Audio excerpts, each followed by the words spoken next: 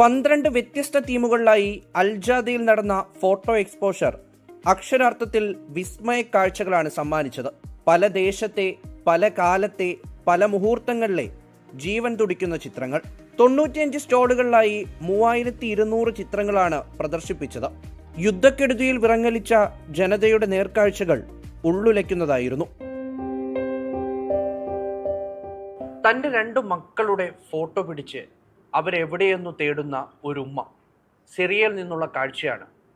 യുദ്ധമുണ്ടാക്കിയ കെടുതികൾ, കണ്ണീർ, ഭീതി പടർത്തിയ നിമിഷങ്ങൾ, ഇതൊക്കെയും ഈ എക്സിബിഷൻ്റെ വിവിധ സ്റ്റാളുകളിലായി നമുക്ക് കാണാൻ കഴിയും.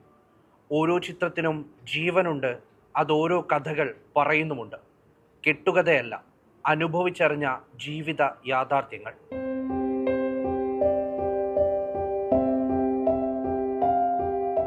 എമിറേറ്റുകളിലെ ഫോട്ടോഗ്രാഫർമാരുടെ പവലിയനുകൾ ഇത്തവണ ശ്രദ്ധേയമായി.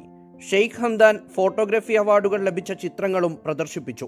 മണ്ണും വിണ്ണും സർവ്വചരാചരങ്ങളുടെയും ഇതുവരെ കാണാത്ത ചിത്രങ്ങൾ മേളയിൽ കാഴ്ചക്കാരെ ആകർഷിച്ചു.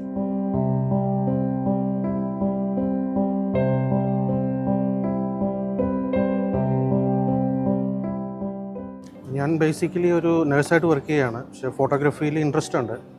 അപ്പം പാർട്ട് ടൈമായിട്ട് ഫ്രീ ആയിട്ടുള്ള ടൈമിലൊക്കെ ഫോട്ടോഗ്രാഫി കാര്യങ്ങളൊക്കെ ചെയ്യാറുണ്ട്. അപ്പം എല്ലാ വർഷവും വരാറുണ്ട്. ഈ വർഷവും പതിവ് പോലെ വന്ന് കാണാൻ വേണ്ടി വന്നതാണ്.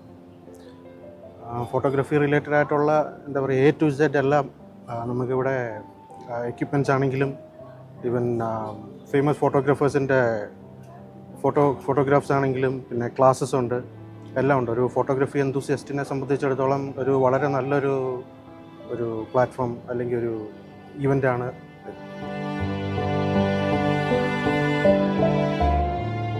60 രാജ്യങ്ങളിൽ നിന്നായി 400-ലധികം ഫോട്ടോഗ്രാഫർമാർ എക്സ്പോഷർ ഫെസ്റ്റിവലിന്റെ ഭാഗമായി.